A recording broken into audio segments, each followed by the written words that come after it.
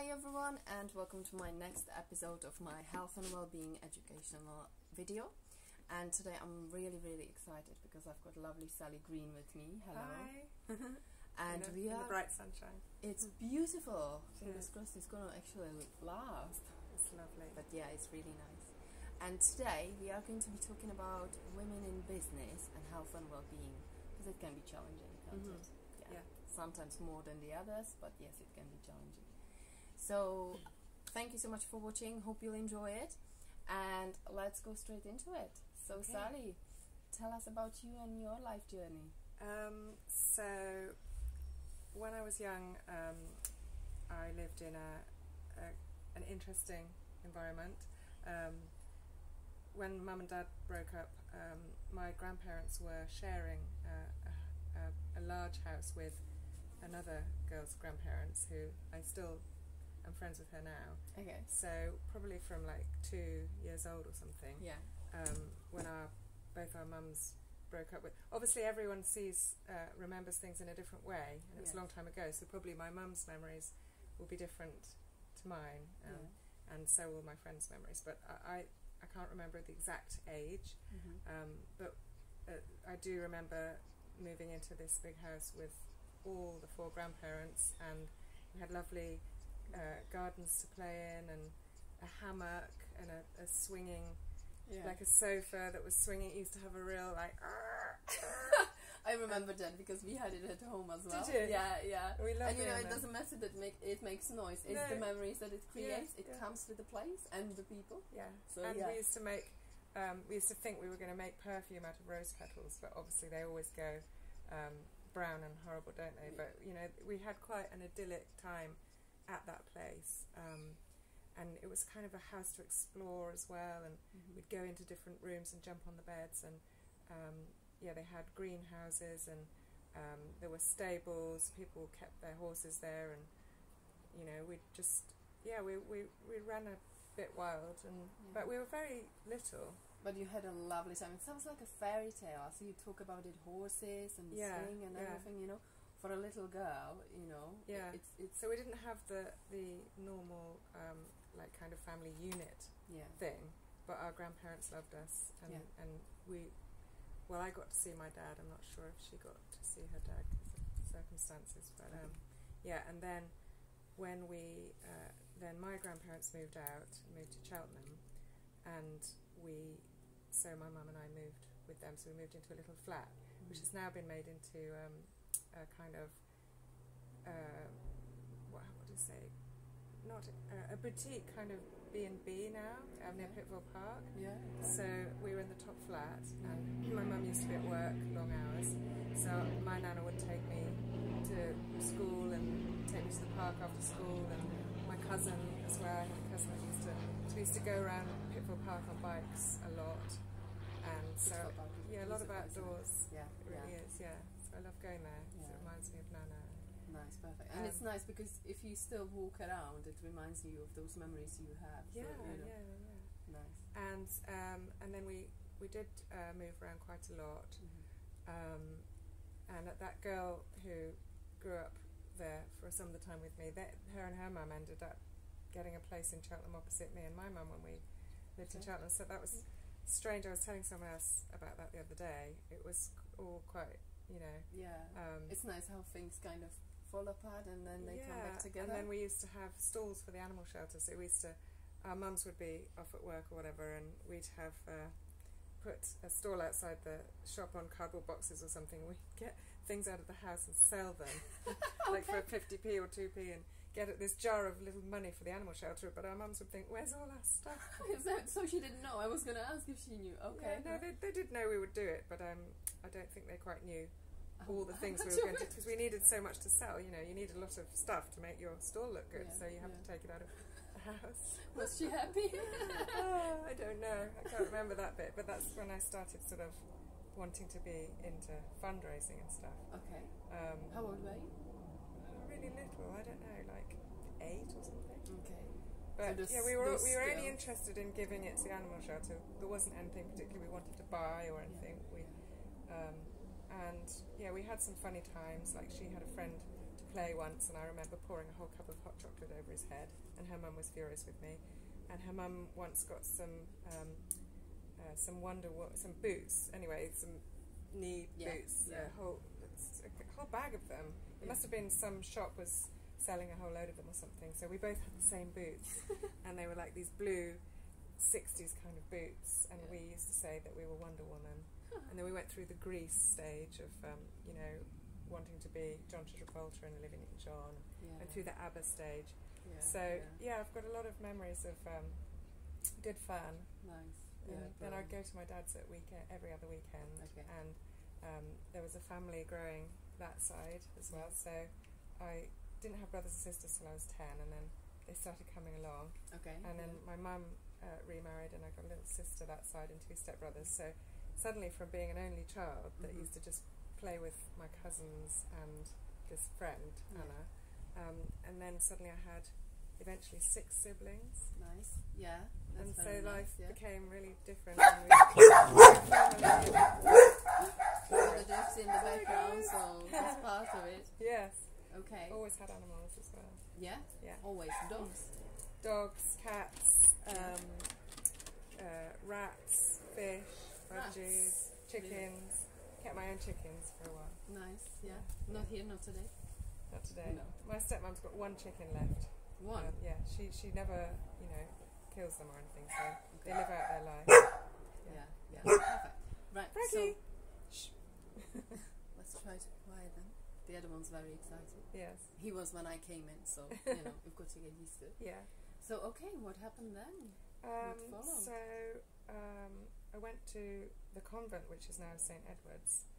And it's quite strange having a Catholic school. I hadn't had a Catholic upbringing, but I was thinking recently how, because I later developed OCD, and I think some of the guilt that's put on you by nuns. Am I allowed to say this?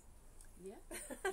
So, one of our teachers would say, don't do anything that you wouldn't do in front of Sister, which is what we have to call them, Sister, or Our Lady, which is Virgin Mary, or God will punish you and things like that. And I was already forming a strange mindset because of, we'd moved around a bit and things like that, and I wasn't a very secure person, and so did you have to go into that school actually? Well, I think it was the sort of I had a food problem that had developed at my other school where I was petrified of school meals, and I think my anxiety thing started when I was we're jumping forward, aren't we? But even that's good because it does tie you in, remember how even it started, at playgroup when they used to make us drink milk, that I started to have a problem with that. And then when I went to school where they had school meals, I would spend my whole morning worrying about the food, and then there'd be a big issue during the food, and then in the afternoon I'd enjoy the afternoon a bit more because it was over. That became so. When I went to the convent, you were allowed to take a packed lunch. So I was so excited because then my mum and I could choose what I was going to have. So that did lift a huge burden from me, but also with I think I've got ancestors as well who have had mental health issues. On both sides. So mine was kind of getting very strong. And how do you see yourself now when you remember those times? Do you think it's still there in you, sort of when you eat or when you go somewhere and you should I think that I manage it now with continuous self-development, and I've had lots of therapies and things like that, so I think that being a sensitive person isn't a bad thing. So I like to see the positive side of it, where the fact that I was so sensitive has perhaps meant that I might be more helpful to people and might be more compassionate and supportive because I know how it feels. But at the same time, as I was saying to you earlier, if you talk too much about issues which aren't beneficial, then you're sending your focus that way, and believe in the law of attraction, then that's what you'll get more of. So now I'm also training myself to not, although I'm talking about it today in case it helps people. Yeah.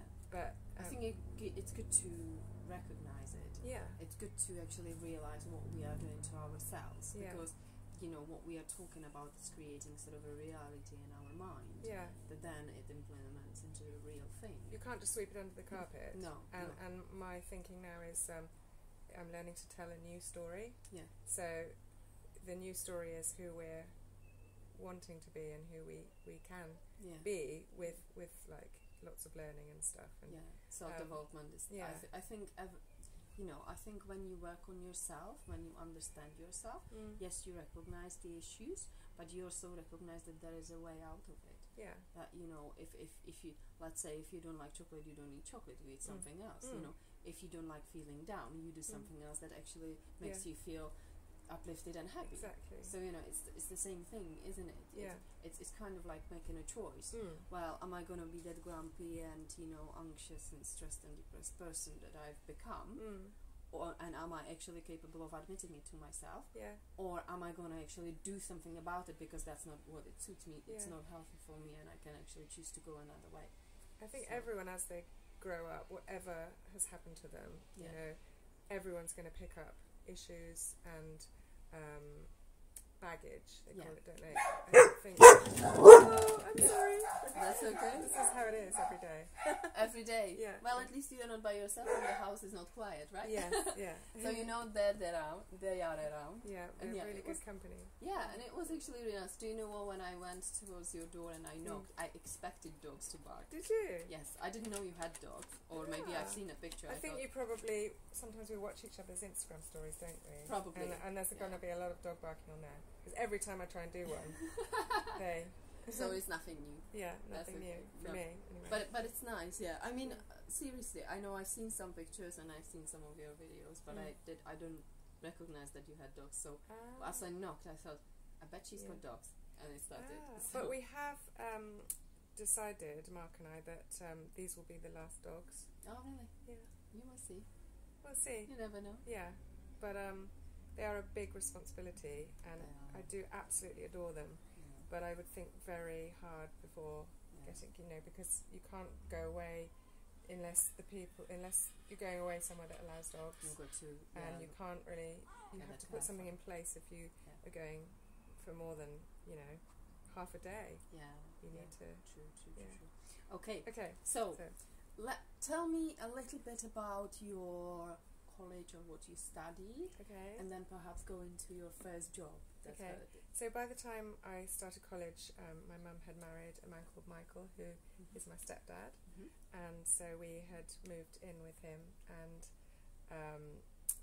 I got my little sister, and so I went off to London. Well, I did foundation course at Cheltenham for art, and actually I'd met my three best friends by being at school, so I just didn't finish the school thing after the convent. I went to the grammar school for just the sixth form, which I have to say it was easier to get into those days. So those even days, though I'm proud of it, but it wasn't quite so tricky. Now you have to be from all over the place to get there, and it's the top people in the whole. But so we went to the grammar school, and on the first day the three of us met, and they've become like some of the most important women in my lives. Still in my life, I'm still very, very close. How long has it been? So I don't know. Do you go into sixth form at 16 or 17? I don't know, but over 30 years. Yeah, because we're going to be 50, and we were only So I don't do maths. But that's amazing. That really proves that strong relationships and friendships can hold. They do. Can last. They can. So that's and really so nice. With one of them, I went and did the foundation art course, and then when I moved to London, I went to art college, and after being in halls for a while, which was good fun as well and interesting, and then I had another of my friends. She was at Goldsmith College, and I was at Chelsea Art College.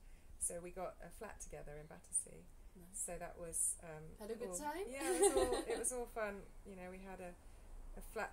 If you have a flatmate that isn't as close as you two, obviously interesting. Yeah. And I mean, so college in London was interesting. Then you came back to Cheltenham? And, well, I came back to Cheltenham and then went back to London, so I don't even know all the timings of it all. That's okay. And there were relationships, and there was...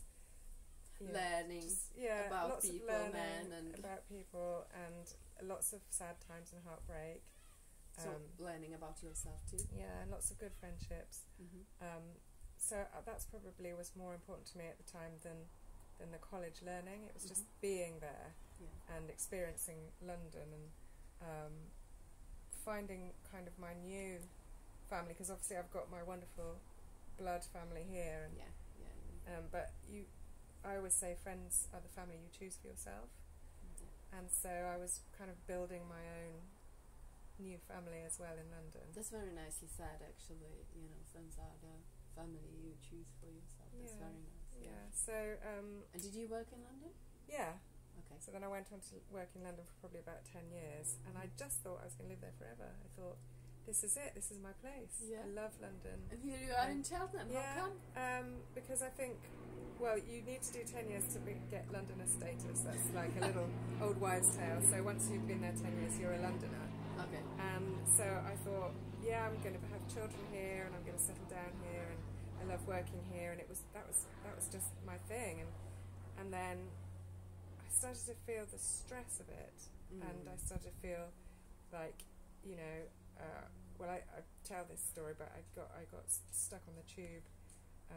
Once, and we had to all get rescued by paramedics because we were all stuck for a long time, and the oxygen got cut off and things like that, and people were fainting and screaming, and that wasn't a situation with my kind of how I am.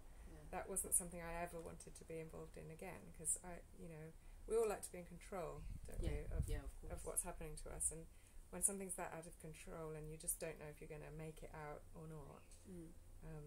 I thought, so after that I always took the bus or walked, so I never went on the tube again. I always said to myself, you know what, if you don't want to do something, don't force yourself to do it. So it took a lot longer to get to work with. And ever since you haven't been on a tube, so you're not going to go... I might have been on once or something like that when we were visiting, but it's still there, isn't it, that feeling? It's not really anyway, it's not even a fear, it's a choice. I think if you'd rather not be in that situation where that could occur again, or you could get anxiety, or and people say that you're cutting out too many things in your life, because I have had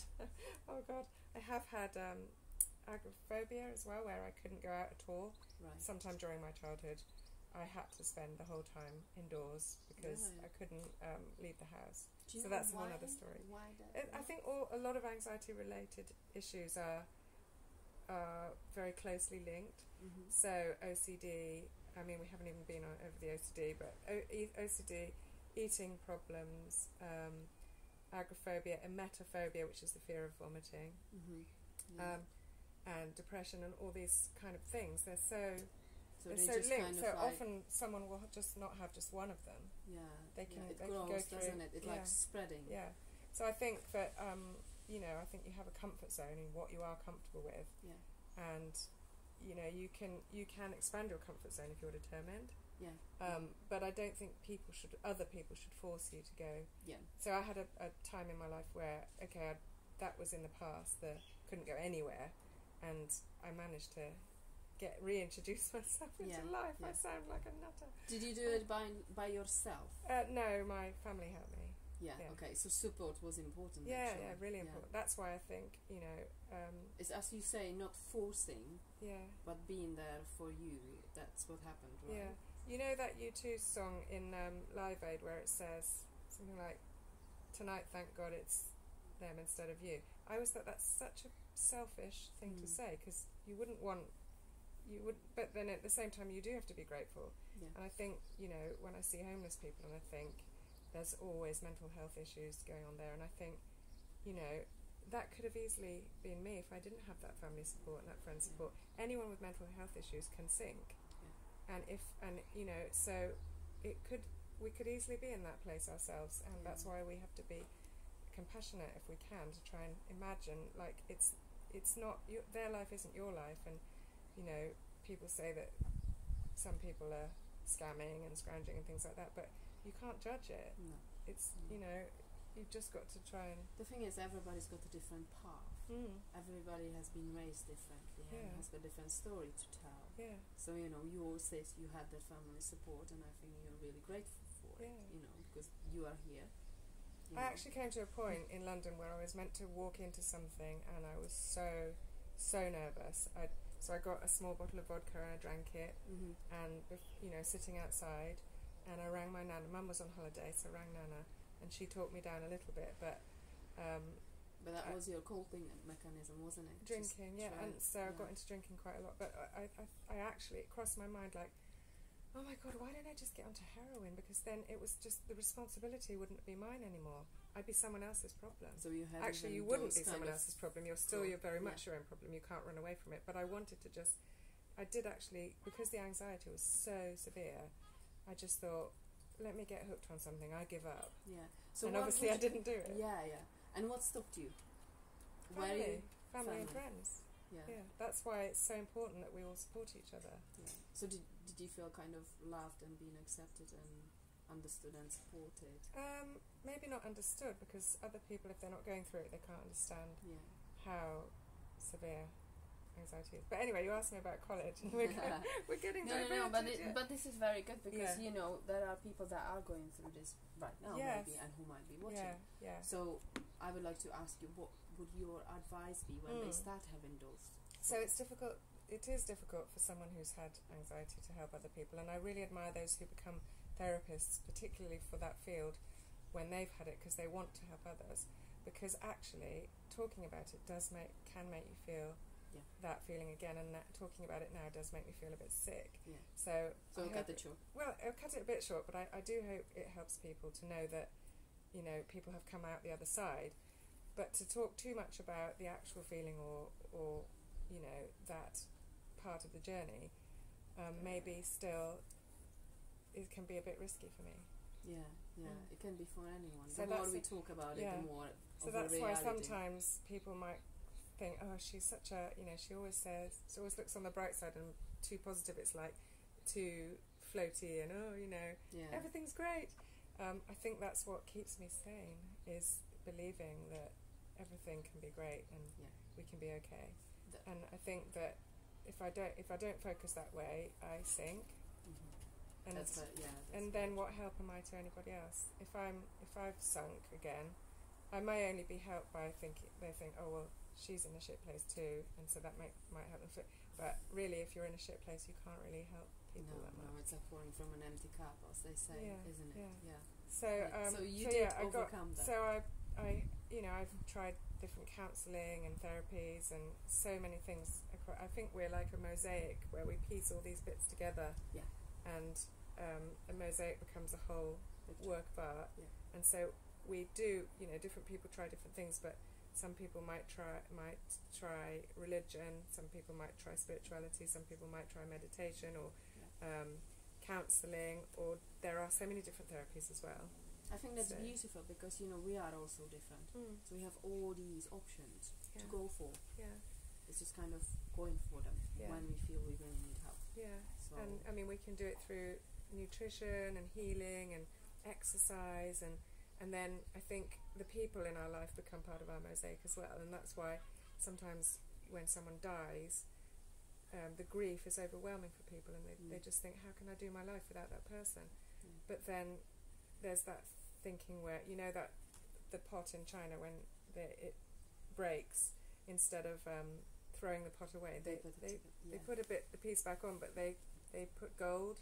They use gold to kind of fix it in, so it becomes still a work of beauty.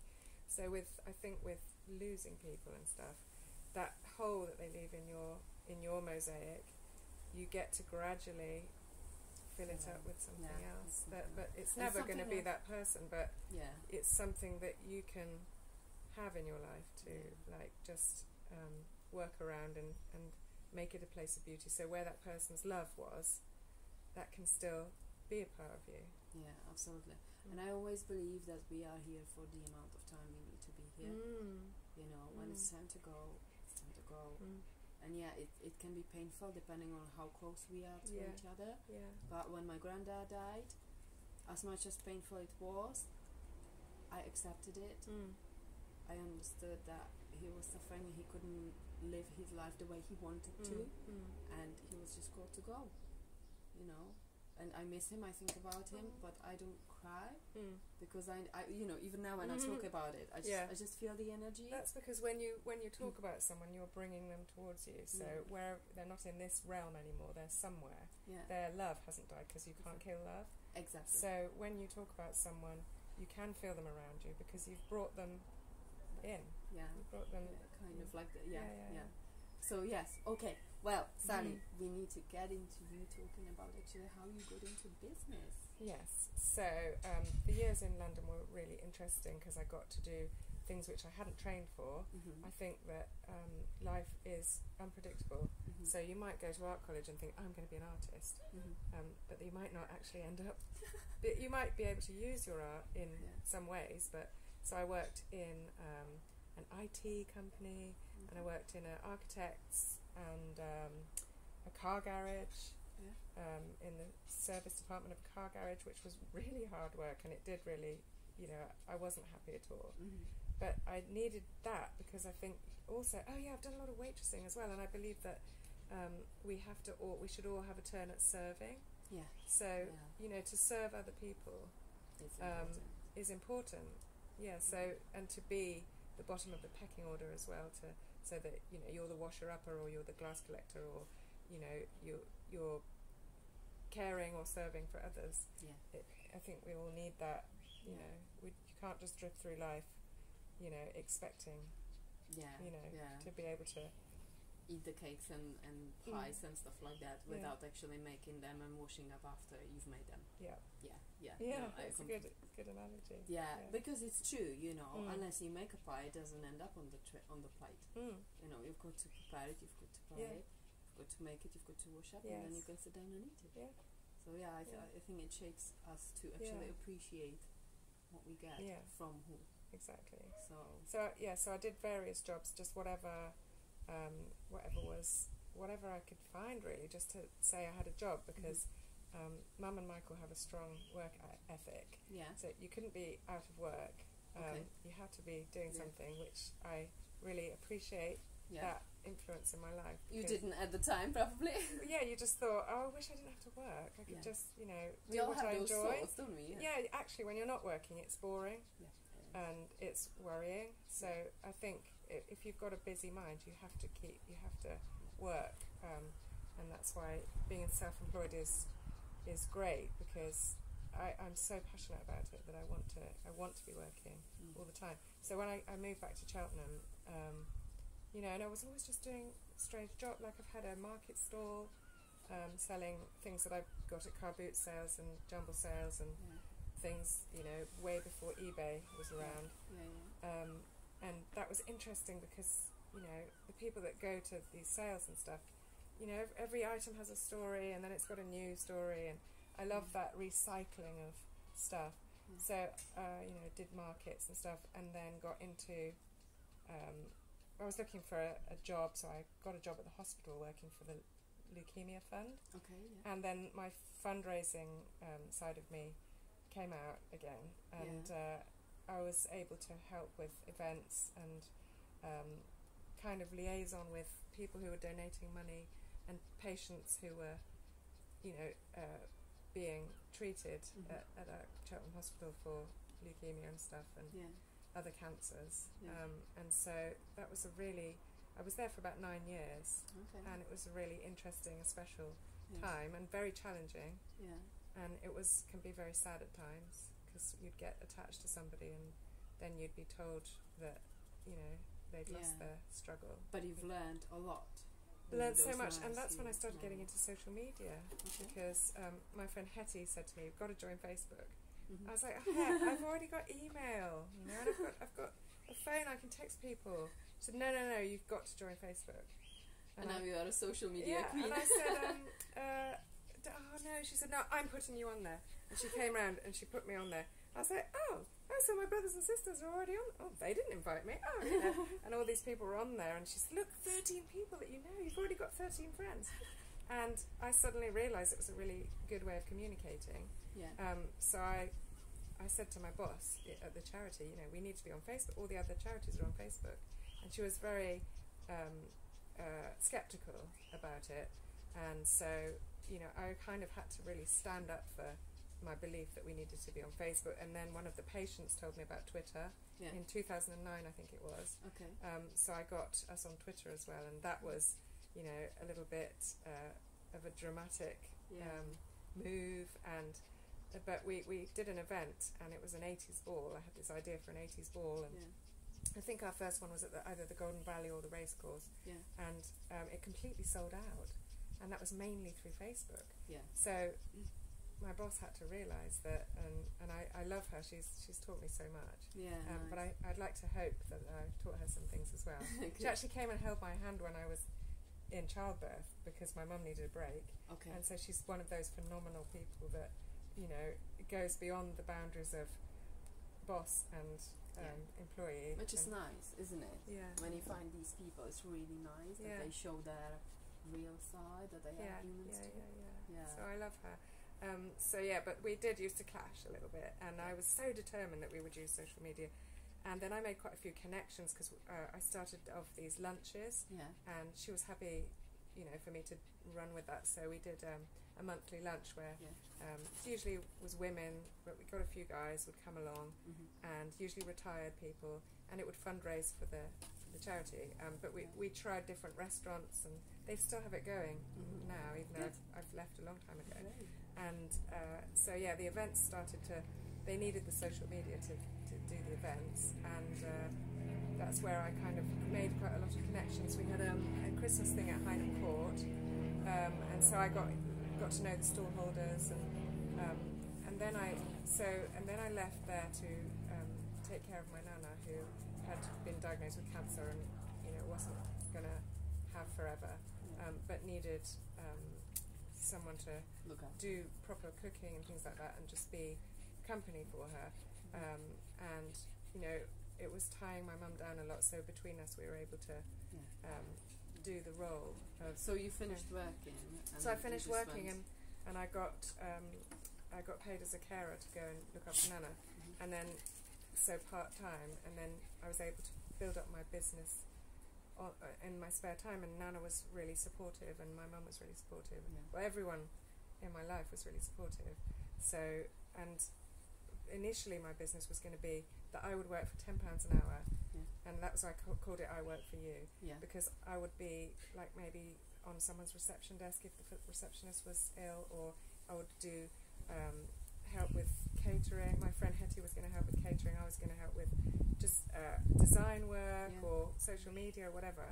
And then people started saying, well, can you advertise our service on your, because I'd made a website, just made it on a free do-it-yourself website thing. People starting visiting it, and I was starting to talk about it on social media, saying, okay, so these people wanted me to tell you about them. So I'd tell them on social media, and I had Facebook and Twitter. And then as the years went on, I added LinkedIn and Instagram and you know, Pinterest and things. And so more and more people wanted me. They'd maybe found other things on. So it became a directory. It just became like that. And I've always wanted it to be ethical. So we wouldn't have stuff like cosmetics that were tested on animals. We would look for alternatives. So to start with, we promoted like free range options, and now we don't promote meat because obviously people can still find meat. They don't need me to find meat, but I didn't want to be part of the promoting that industry. So we try to choose you know, things that obviously I have restaurants on there but we always make sure there's some vegan vegetarian options. So it doesn't have to be an exclusively vegetarian restaurant or establishment, but it just needs to be looking into those alternatives and offering those alternatives. So it really grew out of the blue, really, didn't it? I didn't expect it at and all. What about the Cheltenham lifestyle that you've got now? How did that come along? So I was finding that more and more clients, because I was getting coaching from Robin Waite, and I've seen, you know, various business coaches and Robin would give me books to read about business. And I was learning about business, still not being into maths or figures or anything, but just about some of the tips of what works for people, and pricing and subscriptions and all these important things that particularly like independent businesses need, and great logos, and I was working with designers and stuff, so it just came to unfold that we have everything that people could need eventually. We've got events and people that can put on events, we've got people that can make websites, and we can do people's social media, and so all these things, but including mindfulness and healing. You know, I've been so lucky because people have been drawn to me and me to them, and so Cheltenham Lifestyle was just more of a like an umbrella. Yeah, an umbrella to have these services, and either I promote them or I help offer them in collaboration with them. So there's different ways we do things, but also I Work For You Gloss has its people, audience who prefer that website, and they prefer that branding, and they prefer it's a bit cartoony and stuff. And then Cheltenham Lifestyle maybe it's got a bit of more of a classy look to it, and so there will be links to have a look at, so you can have a look at it. Perfect. Brilliant.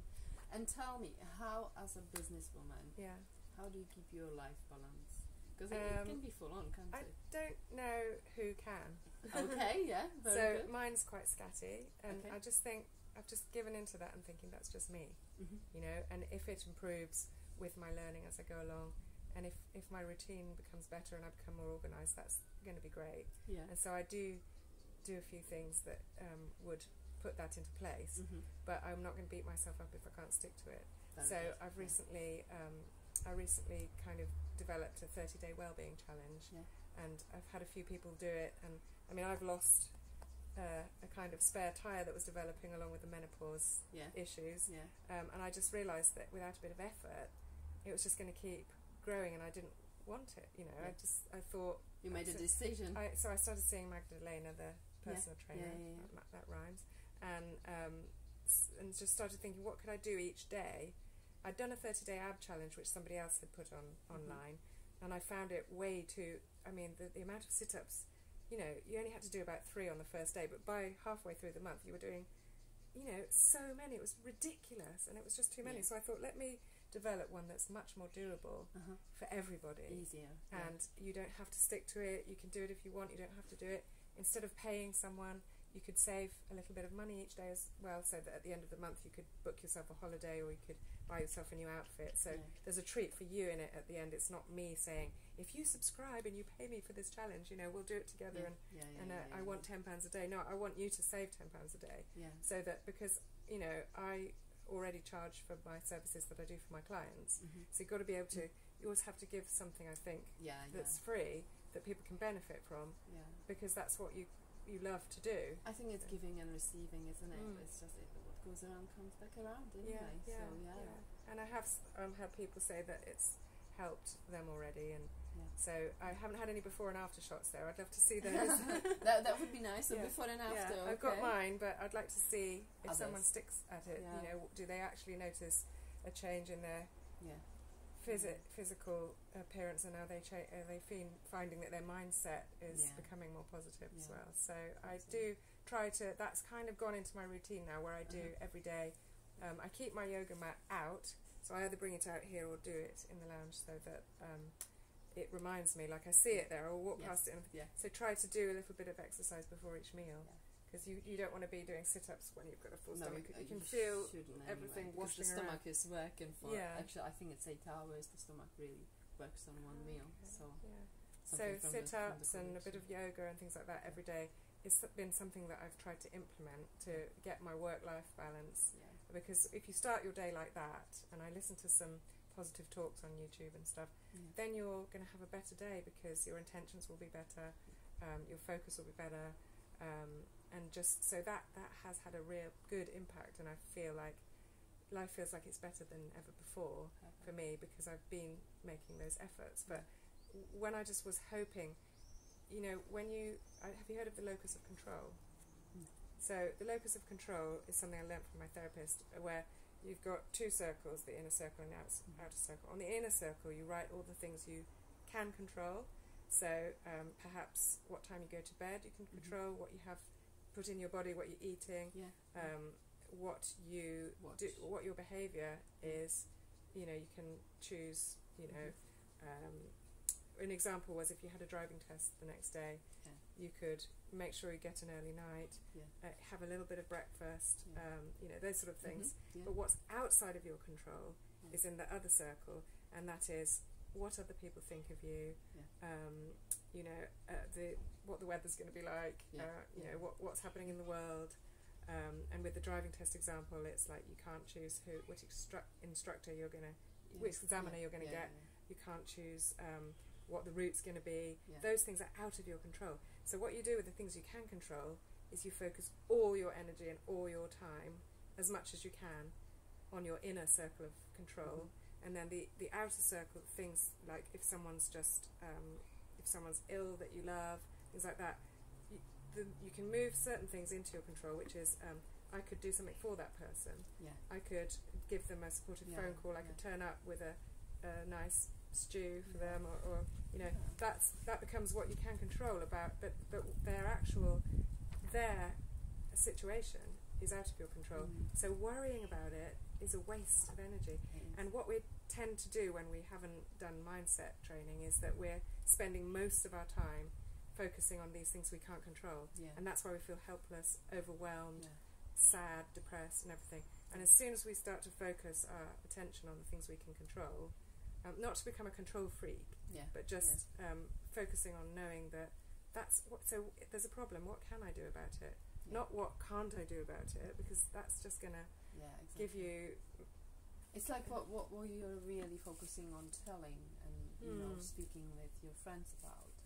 Because it's the same. Like if you focus on the things and solutions and trying to find ways, then that becomes a reality at some point. If you keep talking about, oh, I can't do it, you know, or it's too much, I'm too overwhelmed. No, I'm too scared.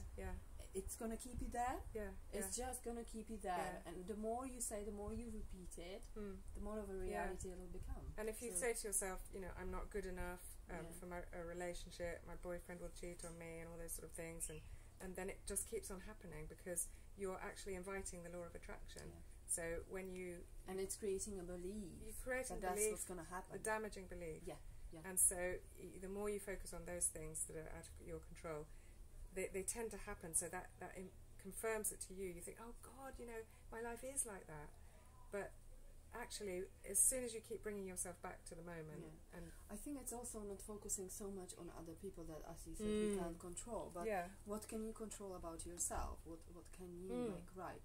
Like, would I cheat on my boyfriend? No, I wouldn't. Why would he, if he feels that energy coming from you? You know, and if the sync is there, exactly. And if he did, it would show you something. So you'd be grateful because you'd think, get him out of the way. Don't like forgive and forget, because that's obviously not. If you think you would never do that, but you would accept and forgive someone else for doing that, I don't know how. You can. I think the trust in that sense can be broken only once. And that's not only with the relationships, but, you know, friendships. You know, like if somebody really stabs you in the back. It doesn't mean you can't ever be their friend again. It just means that you've got a bit more wisdom and knowledge about that person, so you would act accordingly. Exactly. But I heard an interesting thing this morning. I don't know if I've already just said this, or whether I said it before the video, about if you are talking negatively about someone or doing something negatively that would affect someone else, who's to say that wouldn't cause them to be doing the same thing? Because the energy is beyond what we can actually measure of what happens with energy. And it's how you treat others, that's how they're going to treat you back. It's that circle. And as I always say, and we talked about it before we started, is any finger pointing out at others really goes down here. Because there is no one else you can blame for anything. If anyone has done anything, then it's up to you to choose actually how you're going to react to it. And that's something that's in your control. You can control your own behaviour. It's not him, it's not that one. What can you do? And you'll never be able to change other people. No. So you're wasting your time. Exactly. And energy. Which is, quite priceless. Yes. Right, okay. Well, I'm going to actually slip into talking about just a couple of challenges that you're facing. Being a businesswoman and trying to look after your health and well-being, because I think that's very important. So, I think that it's important to manage people's expectations. So if you're dealing with clients, I think that keep them in the loop. And if you are going to be doing something for them but you haven't quite done it yet, which is the situation I'm in right now, you know, it's coming. Drop them a message and say, you know, yeah, it's coming. It will be done. And I haven't forgotten it.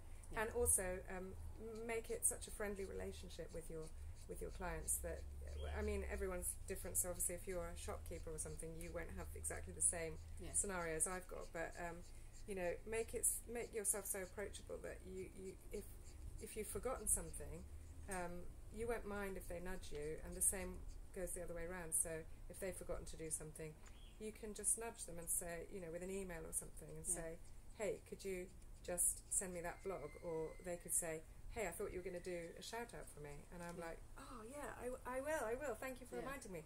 So do remind each other, because we're just human and we're not super people. We are in some ways, like everybody is in some ways, but you know, we just can't. We have lots of failures, and if you are juggling so many plates like family and work and all the things, and trying looking after dogs for yourself, and all that, then you are going to drop a few things, and as long as you can accept that about each other in your working relationship, I've found that my clients are really loyal, and we have a really good trust situation.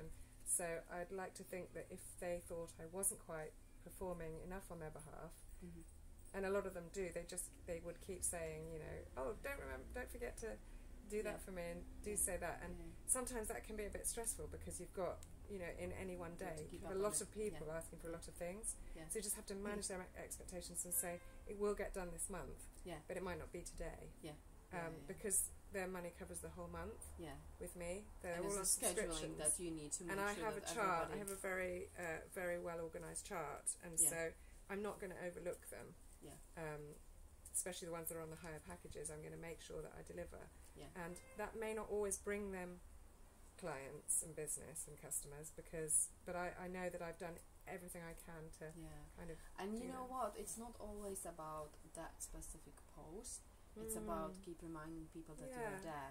Planting the seed. Exactly. I mean, I had a client say to me this week, you know, it's not just who you bring me in business. I like being part of the network, and I like the support, and I like meeting up and having ideas about her business. You know, so it's not just it's the whole package. And I do make sure to never promise. You know, one of my things I learnt on a Citroen course, actually, for Citroen cars was that under promise, over deliver.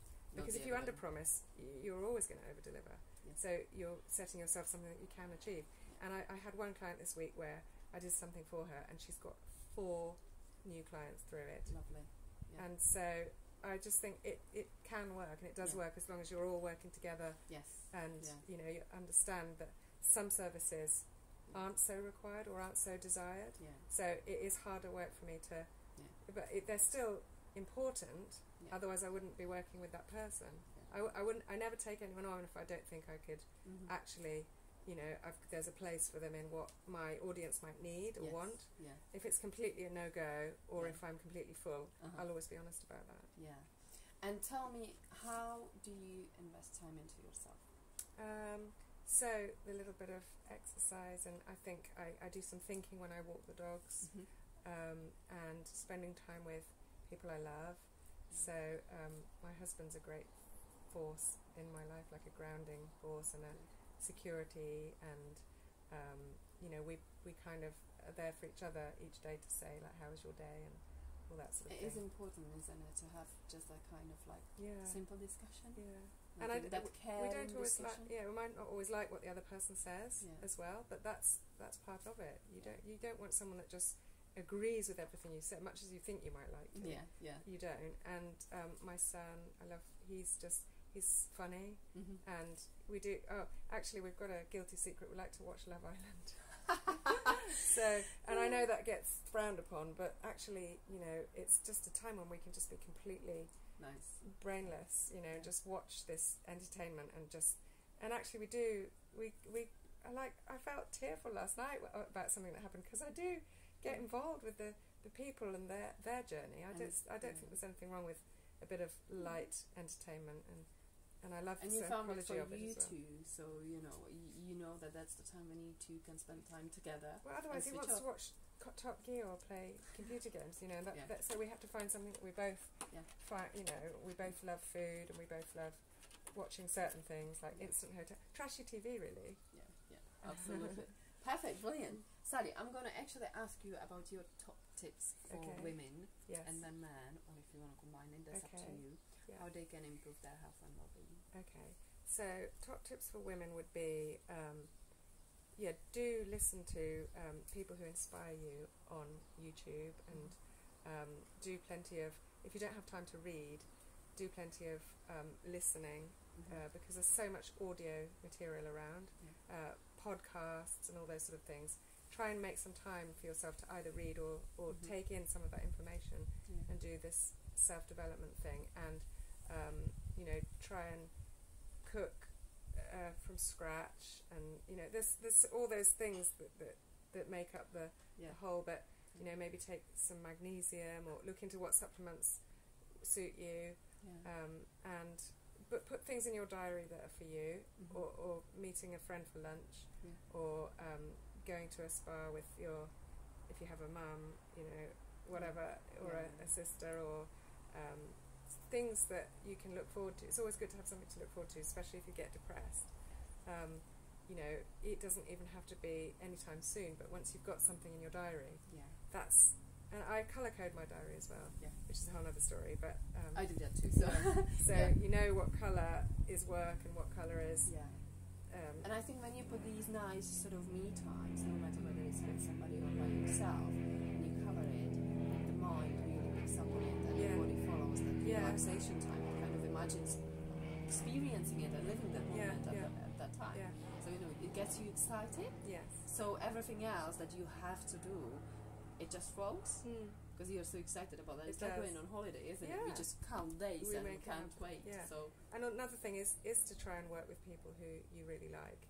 So I'm really lucky to work with people I like a lot. So a business meeting to me isn't a chore.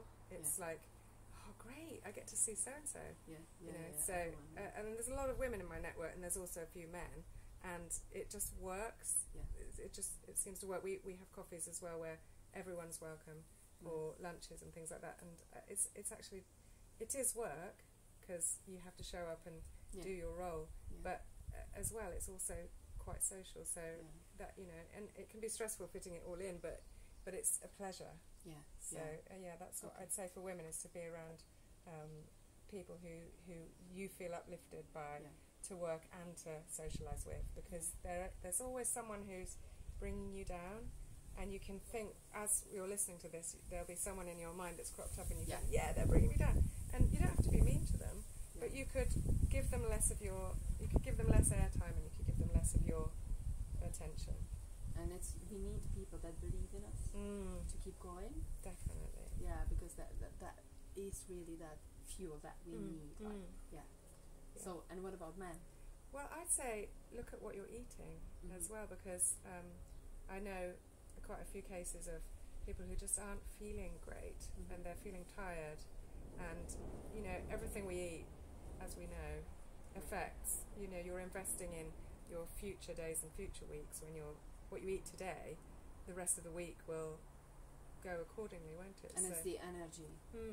That's so the right if you are eating too many takeaways or too many processed meals and things like that, or you're drinking too many energy drinks, you know, men they think, oh, I need the energy because I've got to go to the gym, or I need all these coffees because, you know, I've got to get up early and I've got a big day with meetings and stuff like that, and they might think that, you know, these things that feel good to eat at the time, but actually they're not slow burners, are they, some of these things? So you've got to remember your bananas and things like that, absolutely. And the little fruit and nut snacks. I mean, they seem so boring compared to crisps and Mars bars, but they're actually investing in you feeling better and sleeping better, and you know, definitely try to decide how much alcohol you're going to drink that night before you go out drinking. So have it in your mind, like, I'm going to have 4 pints tonight, instead of I'm going to go out and I really deserve a drink and I need a drink, and then have 7 pints, and then it can ruin your next day. So if you're going to try and, you know, feel better, you've got to moderate things in your life. And that's the basic, isn't it? I think food is always the basic, because we are what we eat. Yes, you know. exactly. So it's as simple as that. Yeah. Perfect. Sally, thank you so much. You're welcome. It's been a pleasure. really, it's been much more relaxing than I imagined it might be. I know, so, you were a bit nervous, eh? So if you're going to approach any of these other people that are watching, I'd recommend spending some time with Monika. Thank you very much. Anyone, I'm looking for people to interview who have an interesting story and who are trying to, the reason is really to help others to look after